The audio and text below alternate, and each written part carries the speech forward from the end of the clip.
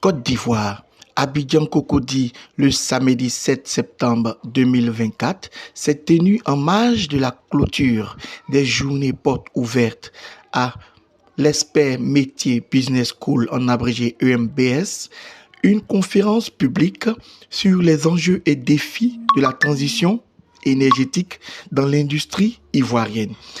Il faut noter en outre que le MBS dispose de plus de 20 classes, d'une connexion Wi-Fi haut débit, d'une salle multimédia de pointe et d'une bibliothèque virtuelle regorgeant plus de 75 000 ouvrages.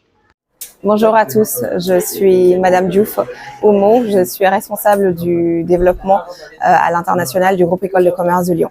Donc nous avons pris l'initiative d'organiser une journée portes ouvertes pour emmener notre savoir-faire, pour emmener notre excellence pédagogique et mettre ça à profit de nos talents ivoiriens, de nos jeunes talents ivoiriens, du public ivoirien finalement, et pouvoir les accompagner dans une dynamique d'excellence en premier lieu et pédagogique.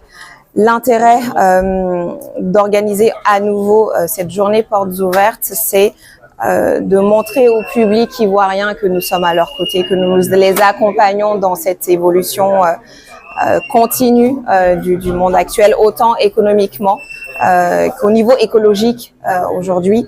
Alors, dans notre offre éducative, nous proposons des formations diplômantes allant du bac plus 1, bac plus 2, bac plus 3, Bachelor of Business Administration, avec des spécialités, et on va jusqu'au bac plus 5 pour ce qui est du campus d'Abidjan. Donc, on ouvre un campus dédié aux sciences de gestion, donc tout ce qui va être banque, finance, comptabilité, surtout de l'intelligence artificielle qui finalement va être orientée dans le volet école d'ingénieurs. Donc on a également une école d'ingénieurs qui ouvre cette année à partir du mois d'octobre 2024.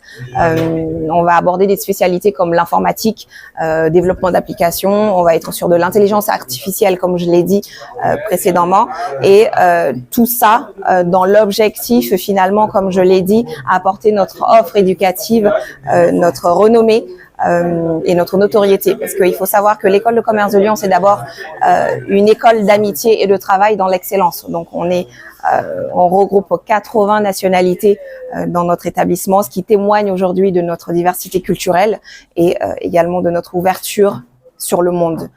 Bonjour, je m'appelle Karana Olivier, je suis directeur de KOC British Stupid, c'est une boîte de consultance qui se concentre sur l'énergie.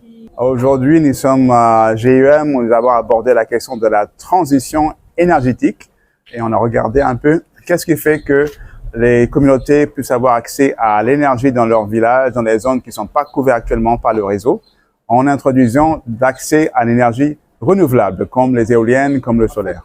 L'énergie renouvelable, c'est un domaine qui intéresse beaucoup les jeunes parce que ça présente énormément d'accès et d'opportunités pour l'emploi. C'est un domaine qui est peu connu et que les universités sont en train d'aborder de plus en plus pour permettre aux jeunes de pouvoir rendre service à leur pays en introduisant une technologie assez nouvelle, comme l'accès au vent par l'énergie éolienne. Alors aujourd'hui, ce que nous avons fait, nous avons présenté l'historique de l'énergie renouvelable. Ce fait que ce n'est pas une énergie nouvelle du tout, c'est une énergie qui a été introduite dans le XVIIe siècle et que ça a été abandonné à cause de manque d'intérêt par les gouvernements, ou bien un changement d'opinion publique, ou bien par le coût.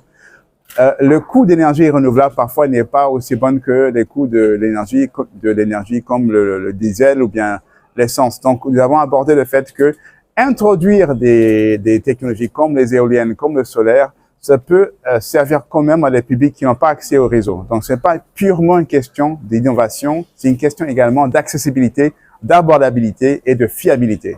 L'énergie est tellement importante pour le bien-être de la population au niveau local, pour générer des emplois, générer l'accès à l'éducation, générer l'accès aussi à la santé. Donc, c'est une technologie indispensable pour faire avancer le peuple africain.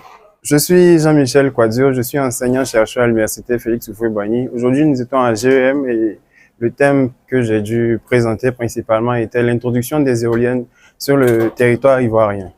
Déjà, il faut dire qu'on avait une approche qui nous positionnait dans une dans une optique que l'éolien n'était pas possible en Côte d'Ivoire, ce qui est vrai.